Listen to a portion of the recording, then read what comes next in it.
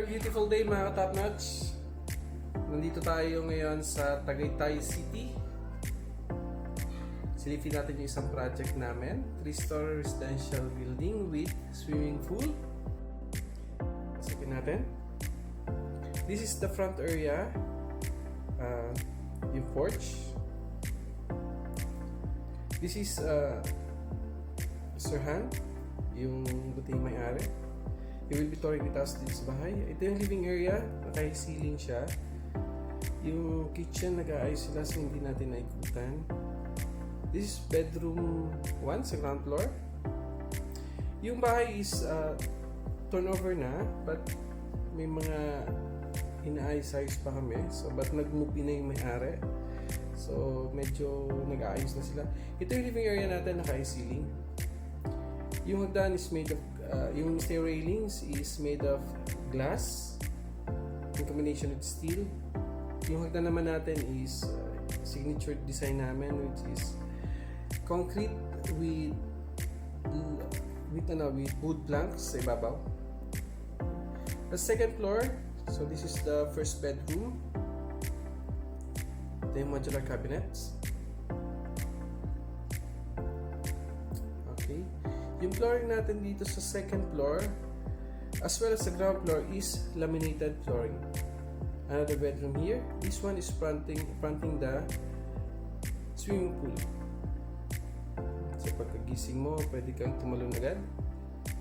Yan, may mahaba siyang balcony dito.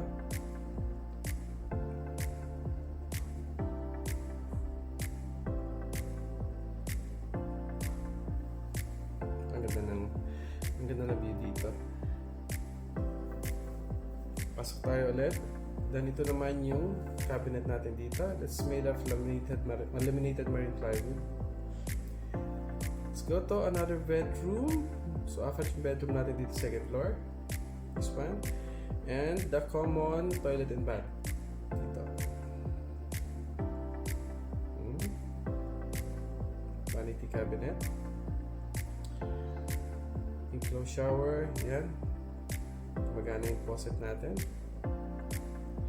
Let's go to the master bedroom. Walk-in closet. Pasok tayo. Cabinet na yan, temporary lang dyan. Then the master bedroom, toilet and bath. Shower enclosure, vanity cabinets along with the lavatory.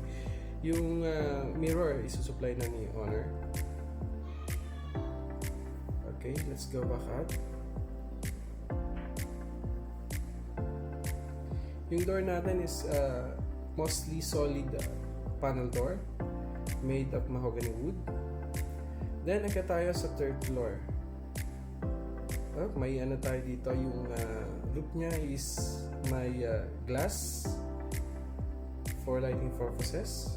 Although masyado mainit, so we will have to put something over there. So, ito na yung third floor natin. Dito sa third floor, balcony lang. Yun yung solar panel.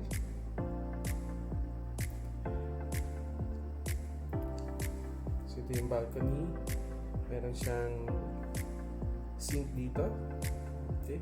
Yung bubong niya is polycarbonate over steel trellis. Okay. So, dito yung view niya mas maganda. Okay, so this is forested area sa Tagaytay. Medyo malapit na sa silang. On this side naman is our car garage at saka yung driveway at saka yung garden. So yun lang muna mga ka-top nuts. Pa-picture lang tayo sa ating napakabait na homeowner. Thank you for watching and see you again next time. Bye bye.